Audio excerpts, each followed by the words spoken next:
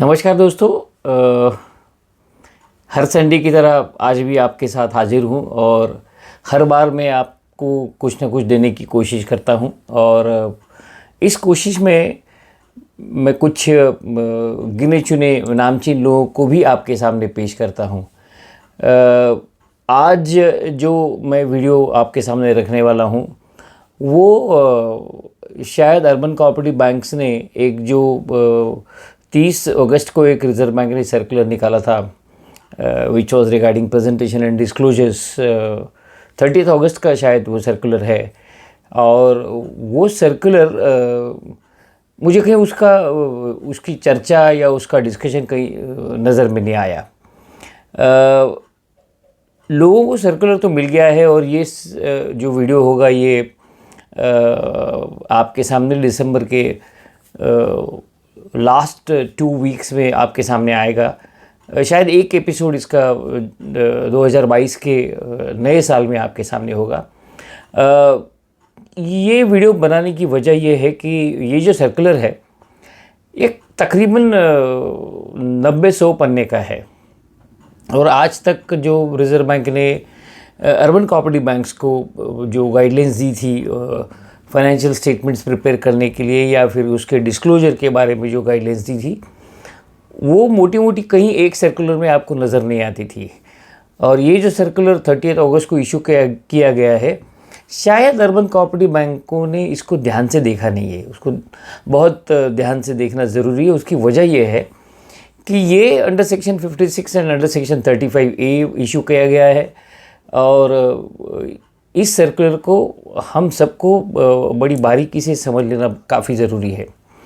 और इसके लिए मैंने एक हमारे दोस्त है श्री धनंजय जी गोखले, जो प्रोफेशन से चार्टर्ड अकाउंटेंट है और अर्बन कोऑपरेटिव बैंक उनको भली भांति जानती है।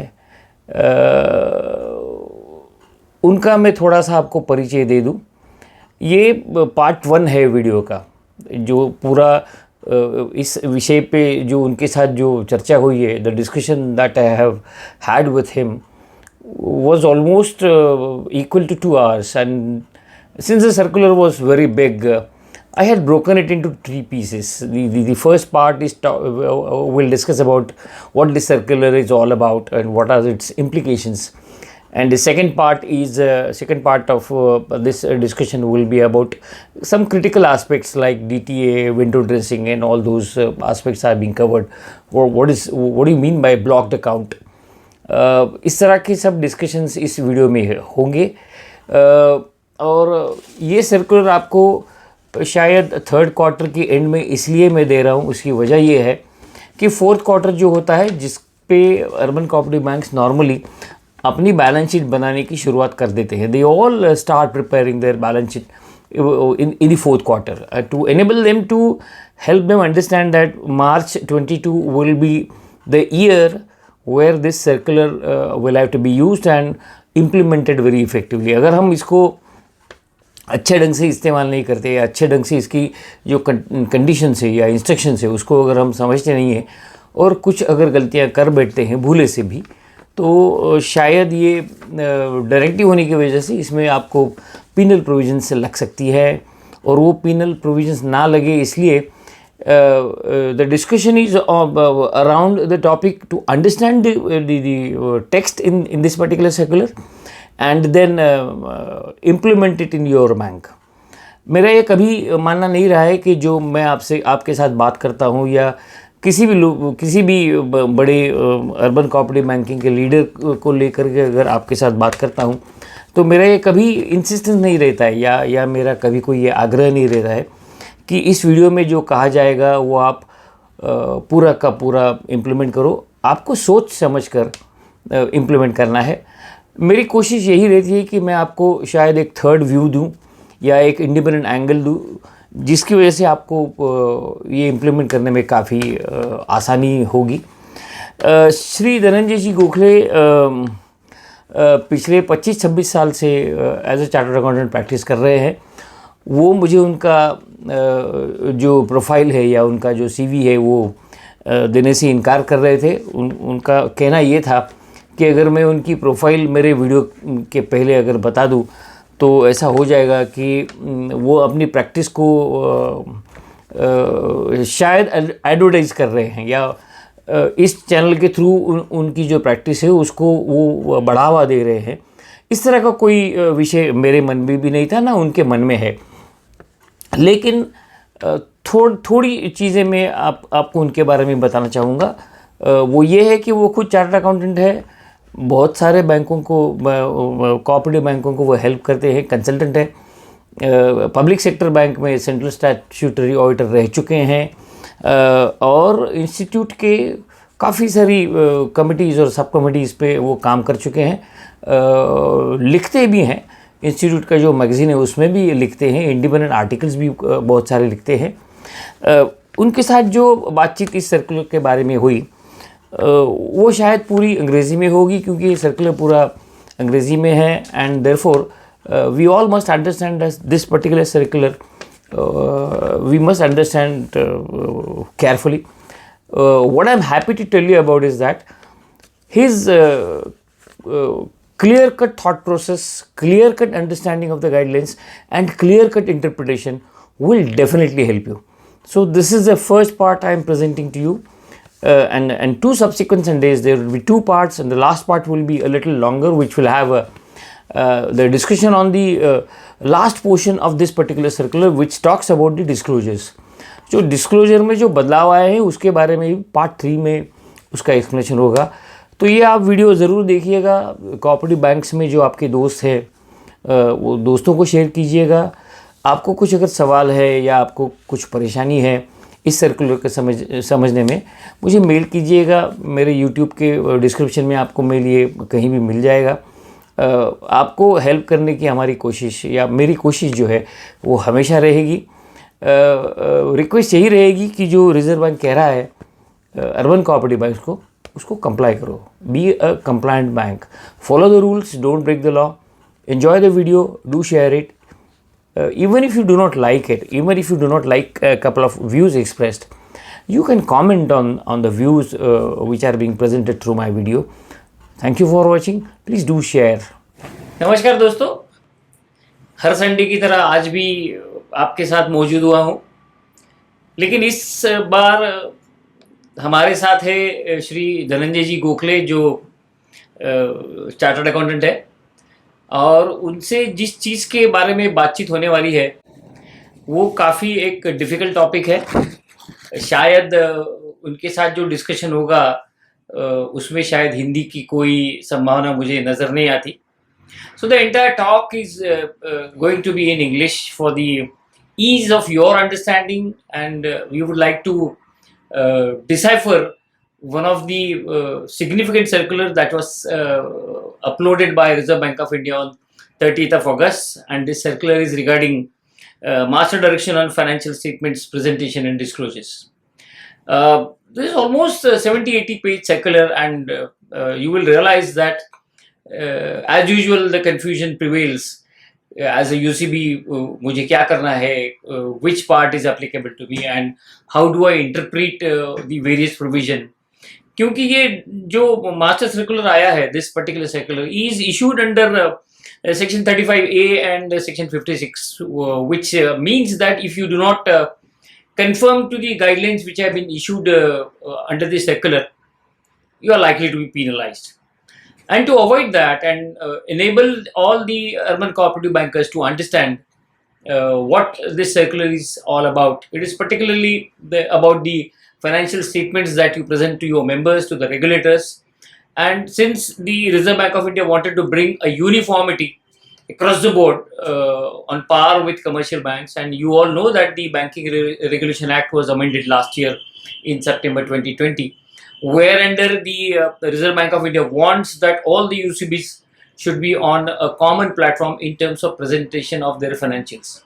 Of course, many of the urban cooperative banks which are large in size, like multi-state and all such banks, they are already following the number of standards, the accounting standards which were prescribed by Institute of Chartered Accountant.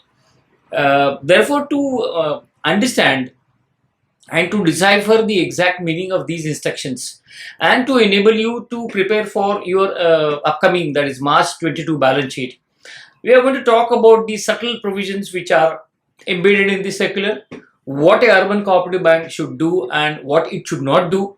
We will be talking about this whole issue. Since the circular is big, the chat or the interview will also be very big.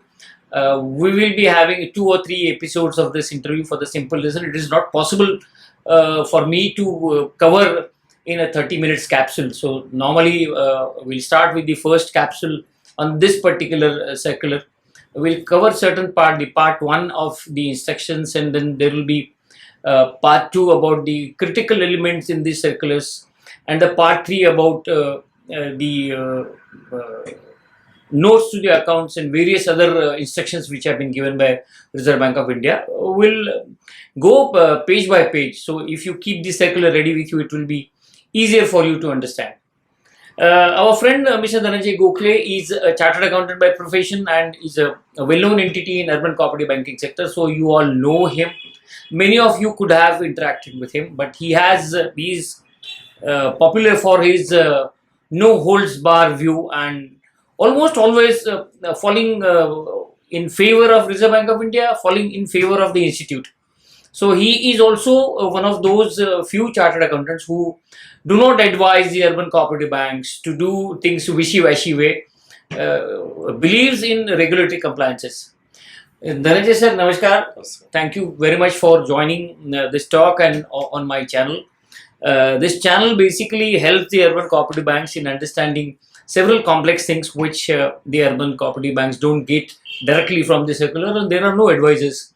And therefore, this channel is becoming very popular for the simple reason the urban cooperative banks get a third view or a different view, and then it is possible for them to take a studied call on any decision that they want to take.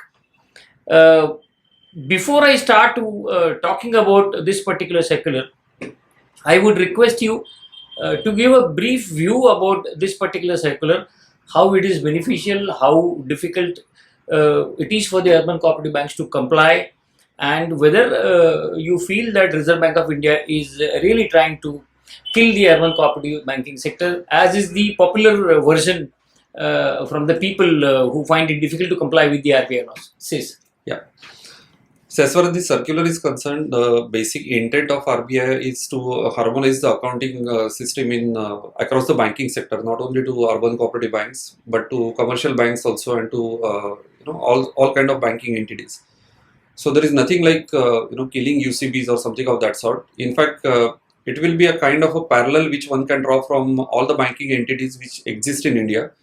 So it's more from that angle wherein RBI has given certain guidelines which are applicable to pan banking entities, not really focused only on cooperative sector banks. In fact, in a way, it's a good move wherein cooperative banks have been kind of recognized at par with commercial banks. And the earlier typical understanding was that UCBs are treated differently by RBI, and there was a kind of hue and cry in cooperative sector that we are not treated at par with commercial banks. So maybe this is a way ahead for regulator as Reserve Bank of India, wherein they are thinking in parallel terms, wherein they are not treating UCBs differently. The main thing which evolves from this circular is that UCBs need to gear up as far as disclosures are concerned. So they cannot say that certain things are not applicable to me. If you go through the circular, the paras or there are certain chapters which are not applicable to UCBs are not applicable because those disclosures are not really there in UCBs. So it's not like some concession is given to UCBs, barring only one thing wherein divergences related disclosure is made mandatory for scheduled commercial banks. Fortunately or unfortunately, that is not there for UCB. But barring this particular portion, there is no relaxation given to UCBs, and both are treated at par. So there is nothing like killing UCBs. It's more of bringing UCBs at par with commercial banks. Okay, nice to know that. Hope you will take us along to understand this particular circular well. So the first question that comes to my mind is that if you look at the opening paragraph of this particular circular, they are saying that harmonizing across the banking sector the extant guidelines and so on and so forth. are we supposed to interpret this particular paragraph in the opening pages that the all extant instructions for UCBs on financial statements, presentation, disclosures are gone, and only these are applicable? Yeah. Only one thing I will like to add, that even though the earlier circulars which have been already enlisted at the end of this particular big master directions, or you can say directions 2021 about disclosure. So the circulars which have been scrapped by RBI have been already enlisted. So all those circulars will be a thing of past. Another thing is that, especially about UCBs, is that UCBs are governed by cooperative acts. So in case if any cooperative act specifies some additional disclosure, that will be applicable over and above these guidelines. So that can be added. These guidelines will not replace the other legal conditions which are applicable. No, they will be in addition to that. Addition to that. So you have to comply both. If you are under multi-state, you will have to follow the multi-state law. Correct. Plus this. Exactly. If you are under state act, then you will have to follow state Correct. act and this. Correct. Okay. Even just to give an additional example.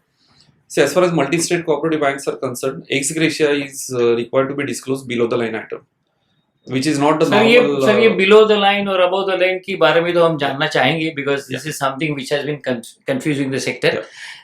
For the multi-state, it is easy because if the bank is multi-state, they understand what is above the line, below the line. For the entire sector to understand, of course, there is a specific question on this. You speak more on that. Concept क्या है, हमें क्या करना चाहिए? We all do that. Sure. So इसका मतलब ये है कि the existing regulations, apart from that, this has come, this you have to follow. Sure. And if you don't follow this, then there will be penal actions, because these are regulatory violations. These are the directives that have been issued. एक circular, इस circular में एक चीज जो उन्होंने कही है, वो ये कह रहे हैं कि इस पूरे सर्कुलर में जो the term banks used in this directions shall include both commercial banks and UCBs. ये सुन के बड़ा अच्छा लगता है कि कमर्शियल बैंक और हम एक साथ हैं, लेकिन पिछले जो 2-3 सर्कुलर रिजर्व बैंक ने निकाले थे, जैसे ट्रांसफर ऑफ लोन प्रपोजल था, या फिर आईरैक नॉर्म के सर्कुलर थे, जिसमें 1 अक्टूबर को कमर्शियल बैंक के लिए मास्टर गाइडलाइंस इशू की और 1 नवंबर को अर्बन कोऑपरेटिव बैंक के लिए की, तो इसमें भी उन्होंने उसी तरह की खिचड़ी पका दी है. हमें ये सोचना है कि क्या हमें एप्लीकेबल नहीं है, क्या हमें अप्लाई नहीं होता है. तो जो कमर्शियल बैंक और अर्बन कोऑपरेटिव बैंक को सबको इसमें एक ही में घसीट लिया है, और इसीलिए हम लोग ये सब्जेक्ट पे बात कर रहे हैं कि अर्बन कोऑपरेटिव बैंक को समझना चाहिए कि जो हमें एप्लीकेबल नहीं है उसके बारे में सोचना नहीं है. पढ़ना जरूर है, क्योंकि पढ़ने से ज़्यादा डर लगता है. इसमें जो कमर्शियल बैंक को जो ज़्यादा स्ट्रिक्टर रेगुलेशन है, और आपने सुना होगा कि परसों शक्तिकांता दास जी और प्रधानमंत्री जी यही कह रहे थे कि अगर कोई अर्बन कोऑपरेटिव बैंक आपको ज़्यादा इंटरेस्ट देता है तो उसको फॉलो मत करो, सोचो समझो kind of thing. So probably there are news items which are circulating which are saying that the Reserve Bank of India should introduce a tighter regulation. This could be one of that step. Do you feel so? No, actually, I will differ from this statement for the simple reason. These guidelines are only for disclosures. They are not talking about anything related to any regulatory provisions. There is no accounting treatment which is prescribed. It's only about how you are going to present your financials. Okay. So the preparation of financials, or maybe we can say that GL level, status remains same. There is no accounting special treatment which is prescribed. As far as the reference of accounting standard is there, earlier also the accounting standards were same and those were applicable. Only thing is that here we are having certain references which are drawn in on couple of paras. That also it's a kind of a halfway, because all accounting standards are not covered, but practically all accounting standards are applicable. Coming precisely to the chapter 3 of the circular, which talks about that UCB shall be guided by the announcement of the ICAI regarding the accounting standard. इसके बारे में how you will advise us? I mean, how we should interpret that particular instruction? As far as applicability of accounting standard is concerned, now here we are talking about accounting standards per se, and we are not referring to Ind AS, because Ind AS is not yet applicable to banking sector as such, whether it is commercial bank or whether it is UCBs. Ind AS का मतलब है Indian Accounting Standard. Indian Accounting Standard, which is derived from IFRS. Okay. लेकिन IFRS तो हमें applicable ही नहीं So it's होता है. Ind AS is not applicable. So we are talking about plain vanilla accounting standards, which are there since long. Now, as far as applicability of accounting standard is concerned, it was anyway applicable. So there is nothing new. There was no option for cooperative sector banks or, for that matter, any entity not to follow accounting standards. So that is something which is a kind of a benchmark. Only thing which chapter 3 talks about is a kind of a repetition that they are talking about even the announcement of CNCU. It's not only restricted to accounting standards. So that is something which is kind of interesting. Another thing which has been said in chapter 3 is that in case if there are any specific guidelines which RBI might issue, which might differ from accounting standard, those are required to be followed. Now, this is something which is a little tricky issue. I will give a couple of examples which have happened in the past about the similar issues. If all of you will recall, in 2009-2010, there was an issue about accounting standard 15, which is related to retirement benefit, wherein the gratuity limit was increased. The moment gratuity limit, that is upper cap, is increased, naturally it might result into a higher provision, because there will be certain employees who are hitting that higher cap, and now because the higher cap is increased, naturally the provision will increase. So that time also RBI gave a kind of a relaxation wherein the additional provision was staggered over next 5 years. Yeah. And similar thing was done in recent past, wherein again the gratuity provision was increased, that is upper cap was increased. Now the controversial or tricky issue is that whenever the RBI is giving such kind of a relaxation, it means that only banking sector will fall apart as compared to other corporate sector. So on one side, if you are a company, a similar hit is there on your P&L account, which gets accounted for without any relaxation, because company law or MCA doesn't believe in giving such kind of a relaxation. So they incur a hit. Maybe just to take an example, if you take example of any say Tata Group company or Reliance Group company, I'm just taking example so that we can match the sizes. So they are able to take the hit. All these are listed entities similar to commercial banks, if you compare them with commercial banks. And on a parallel line, there is a relaxation given. So there will be a kind of uncomparability between compliance of accounting standard. Nevertheless, since regulator is saying that in this particular circular that gets applicable to the bank. And just to add one more point, again a little tricky one is that all these circulars are applicable to banks and not to the auditors. So the auditor can very well decide about how to draft the audit report. And just to add my personal view, actually, whenever such relaxations are given, usually the auditors will make it a point to mention that as a emphasis matter para. So it might not be a kind of qualificatory remark. Again, it's a auditor's call. If you ask me, it's a violation of accounting standard wherein dilution is something which is not really supposed to be done by anyone. And there is a larger perspective also that whenever you are deviating from any accounting standard, because of regulatory relaxations which are given, it's always better to disclose that in a proper form, that if the relaxation was not there, what would have been the bank's financials. Right. So if one does that, actually, that's a good practice, I should say. If one doesn't do that because there is a RBI regulatory relaxation which is given, for auditor actually it's better to disclose as a emphasis matter para without qualifying the report. So neither the bank nor the auditor is at loss, and everything gets disclosed, because the whole focus of such circulars are more on disclosures. True. Coming back to chapter 4, which talks about the disclosures in financial statements, notes to account. They are saying one funny statement in the sense that the sector will find it difficult to understand. They are saying that more comprehensive disclosures than the minimum required under these directions are encouraged, especially if such disclosures significantly aid in the understanding of the financial position and performance. How do you interpret this? I mean, what kind of additional disclosures you want the urban cooperative banks to give? I mean, that they should understand this. More comprehensive disclosures means what? I will just extend that earlier talk about AS 15. Just to give an example, whenever there is just take a hypothetical example that there is a staggering of some additional provision which is given by RBI as a regulatory relaxation, maybe like staggering over 3 years, 5 years, whatever might be the case. If RBI doesn't specify that this impact which is staggered is not required to be disclosed, a bank can go ahead and give that kind of additional disclosure. So the Okay. whole purpose of additional disclosure is that where whoever are the users of your financial statements are, those can be regulator, those can be your stakeholder, that is shareholders, those can be your borrowers, depositors, everyone actually, whoever is reading your financial statement. So if you have anything to add to your financial statement as additional disclosure, which helps that particular person to understand your financials better, that is a welcome move. So all these disclosures are minimum level disclosures. One can go on adding that. I'll just give you one additional example. Suppose a cooperative bank decides that they want to disclose its personal strength. That is, what kind of people they are having in them. Maybe they can give a kind of a tabular form. How many are professionally qualified? How many are CIIB qualified? Some kind of additional part which kind of emphasizes as to how the bank is professionally managed. I'm just giving one kind of example, which is not at all related to financial disclosures, Okay. but a bank can disclose. Okay. So all these tabulated forms which RBI has prescribed, those are minimum.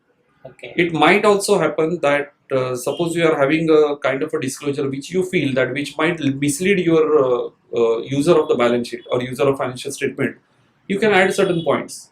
There is no bar on how a bank can explain or give a kind of a explanatory note related to these disclosures. Are you driving at a point where we conclude a balance sheet on 31st of March, and normally the AGM is required to be held in say 6 months time? With the BR Act coming into force, we have to print the balance sheet before the 30th of June. That's a new thing that has come.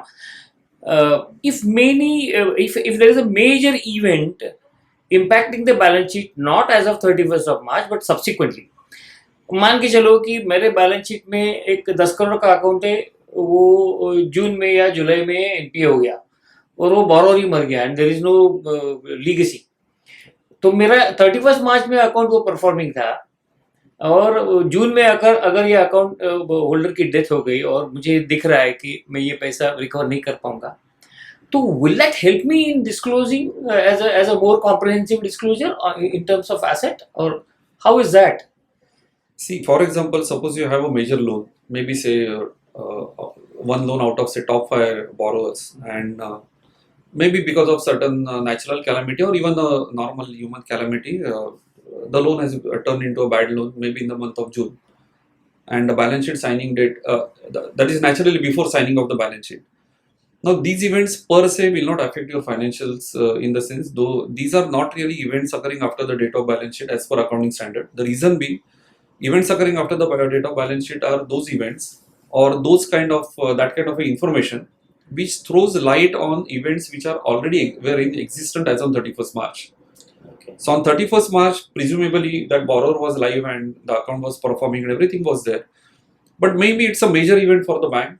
It's always good for the bank to disclose that. I will give you another example rather. For example, suppose there is some kind of a fraudulent activity happened in a particular bank and there is a question now about the going concern status of that bank. Then that kind of a disclosure will really help. Let's not get into that part as to how that going concern status will really get affected. But anything which is major, which you feel that should be conveyed to the reader of the balance sheet, that is something which one can always add. There is no bar on that. Okay.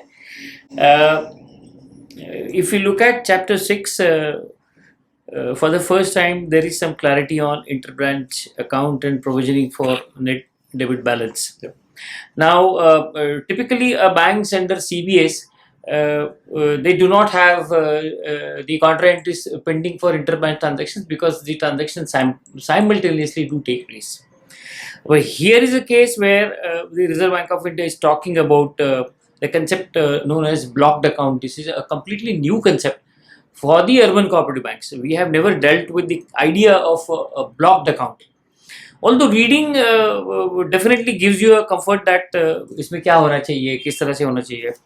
I would request you to inform something about the blocked accounts and the provisioning for the net balances. If you can talk on that, that will help the viewers greatly. See, this blocked account concept, that name appears to be a new name, but that concept was already in existence in terms of NDTL calculation. So till now actually, or rather even today actually, when any bank, including cooperative bank, is calculating NDTL, what they do is whichever credit entries are outstanding, that is, whichever credit entries are unreconciled in interbranch accounts, they are considered as your crystallized liability. So it's a kind of a block account concept only. Only thing is that now in the disclosure or in accounting parlance, it has been treated. So that concept was very much existent in NDTL. So in NDTL, what was defined or what is defined is, in your interbranch account, if any credit entries are unreconciled beyond 5 years, so those are freezed and those are to be taken at gross level as a liability. As far as balance entries are concerned, netting off is permitted for NDTL calculation. So when you net it off, so you are netting off all your debit entries against all your credit entries which are outstanding for less than 5 years. And if the net resultant figure is debit, it has to be ignored because that is not your liability. If the net resultant figure is credit, you have to add it up as your liability. So that concept is there in NDTL. One can draw an inference from that, that is 5 years and above crystallized entries which are there, those are called as block account. Concept of block account is that the moment you are having unreconciled credit entries, those are kind of little dangerous entries in terms of resolving those. True. So there what they are saying is, if your entry is above 1 lakh, you need to have authorization of 2 bank officials whenever you are undoing or untangling that particular entry. Frankly speaking, that 1 lakh doesn't make any sense because in banking sector, each and everything is maker checker based. Only thing is that they are now categorically stating that if any entry is above 1 lakh, then you need to have authorization of 2 officials. So that one part it's kind of reiteration actually, which is supposed to be there in banking sector.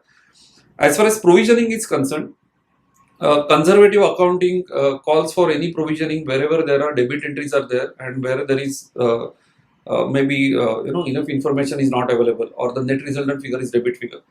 So the provisioning concept was very much there. Good part is that now RBI has documented that. Okay. So it's a kind of mandatory requirement now, wherein the bank will be required to do that kind of a provision wherever debit entries are unreconciled. Okay. So on the hope that these entries will get resolved on maybe future date is not something which is expected over here. Okay. Friends, I'll be talking about the issues which are applicable to urban cooperative banks in our continuation of chat with Mr. Dhananjay Gokhale, who is a chartered accountant by profession. We are going to pause here and we'll continue on the next Sunday with the same circular, and the rest of the issues in the circular will be discussed on the next Sunday. If you like the video, please share it, please subscribe to the channel. I always try to bring out the best for you. Thank you for watching.